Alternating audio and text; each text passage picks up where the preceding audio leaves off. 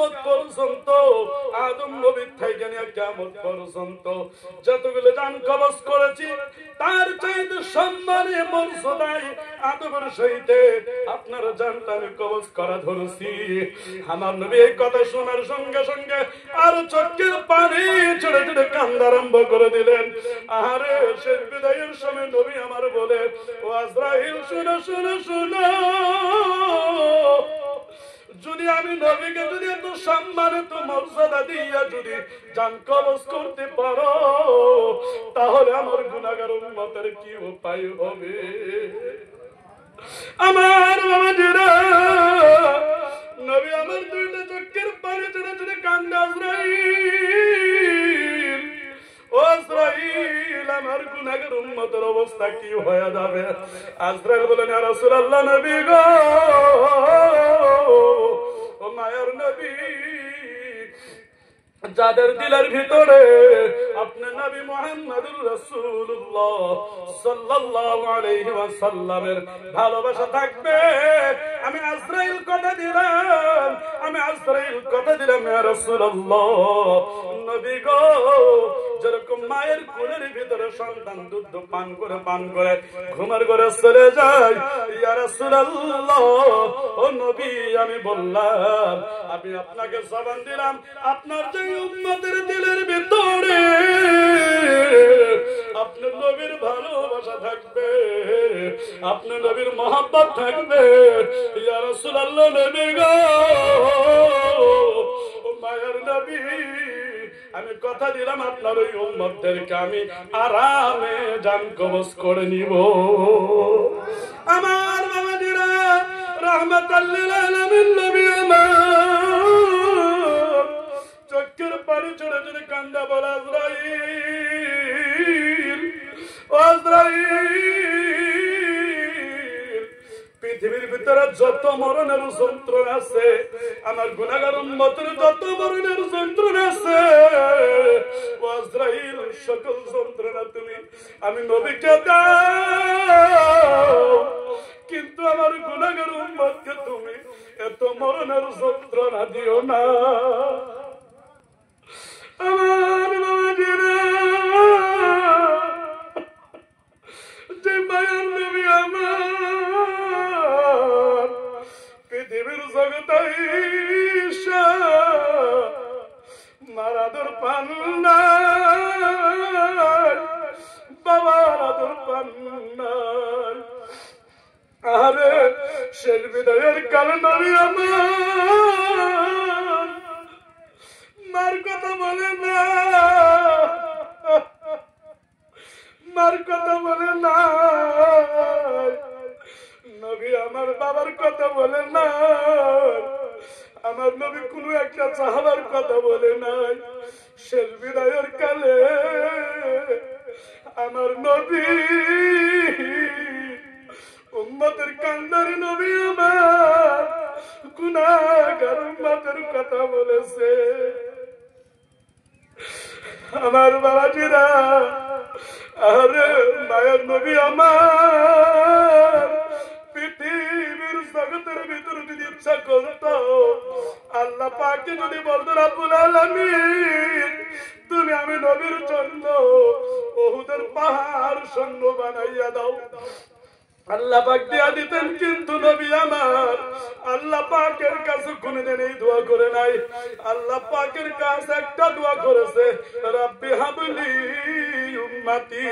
সকলে জোরে জোরে বলেন, ইয়া রাসূলুল্লাহ, আর জোরে বলেন, ইয়া রাসূলুল্লাহ। আমার বাবাজিরা, আমি আপনাদের সম্মুখে কুরআনুল কারীম থেকে একটা আয়াত তেলাওয়াত করিয়াছি। আল্লাহ পাক ওই আয়াতের ভিতরে বলতেছে, ওয়াকিমুস সালাতা ওয়া আতুস যাকাতা, তোমরা নামাজ কায়েম করো, যাকাত দাও, ওয়া আতিউর রাসূল লাআল্লাকুম তুরহামুন। জোরে জোরে কোন সুবহানাল্লাহ। আল্লাহ পাক বলে, তোমরা নামাজ আদায় করো, যাকাত দাও, আমার রাসূলের অনুসরণ করো। আল্লাহ পাকের যতগুলি জায়গায় জিকির আছে গো, প্রত্যেকটা জায়গায় আমার মায়ার নবী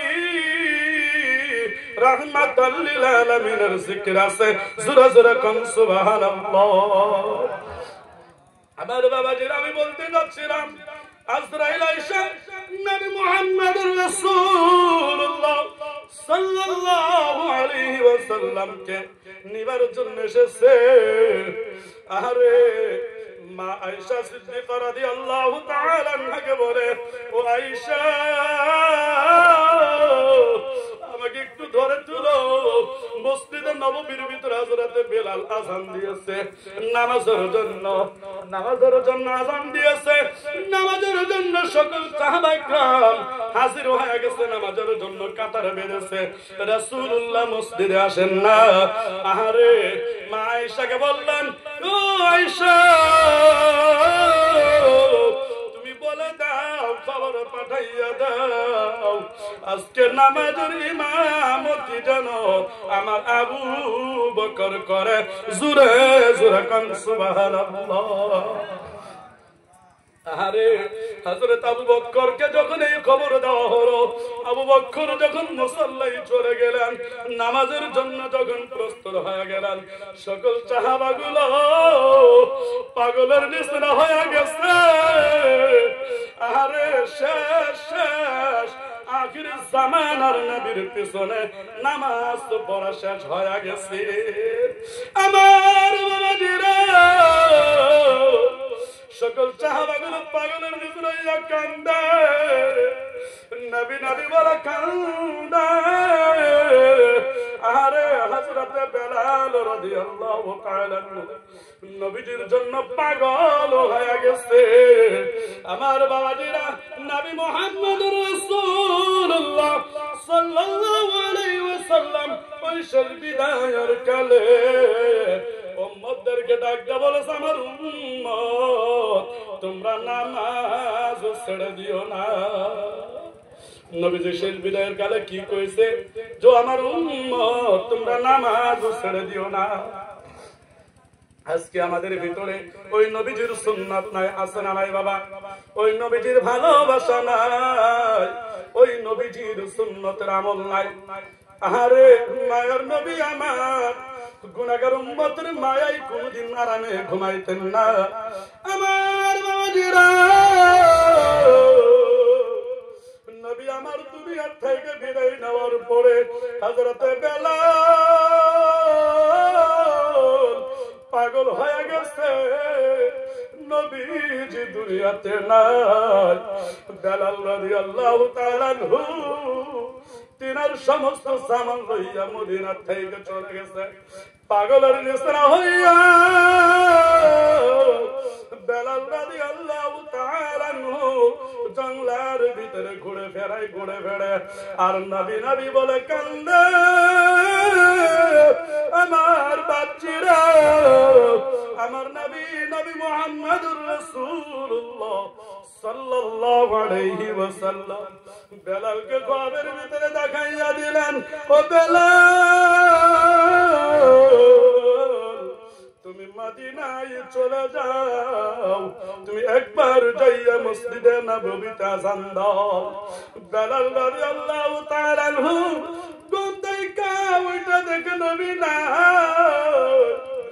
বেলাল রাদিয়াল্লাহু তাআলা আনহু নবীর ডাকের ইশারা পাইয়া রওজার কিনারায় এসে বলে, ইয়া রাসূলুল্লাহ নবী গো,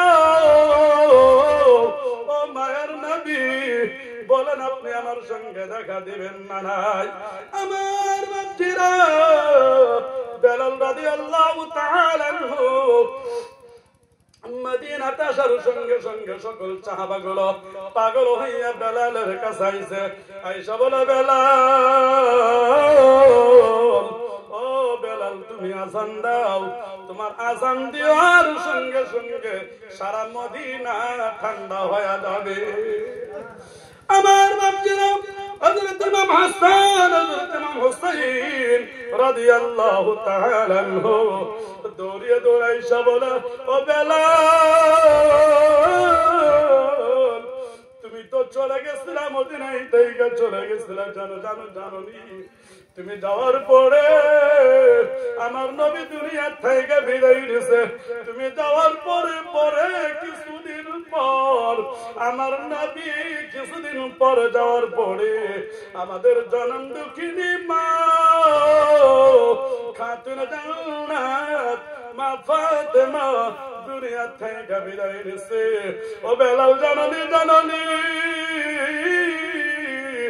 আমরা মারা দূর পাই না নানার আদর পাই না আরে যদি আমাদের খিদা লেগে গেত আমার নানা জানের চেহারাটা যদি তাকাইয়া দেখতাম আমাদের খিদা মিটাইয়া যাইতো ও বেলাল শুনে শুনে শোনো আমাদের নানা জান আমাদেরকে লইয়া কত সুন্দর করে খেলাধুলা করেছে আহারে তুমি যাওয়ার পরে আমাদের সঙ্গে কেউ খেলাধুলাও করে না বাবা মার আদর পাই না ও বেলাল শোনো শোনো শোনো